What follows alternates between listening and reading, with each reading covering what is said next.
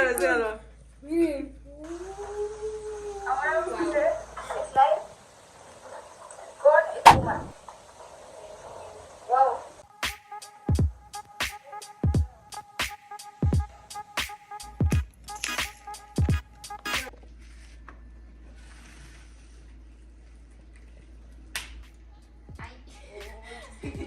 Y esto ha sido todo por nuestro tutorial de slime sin borax DIY.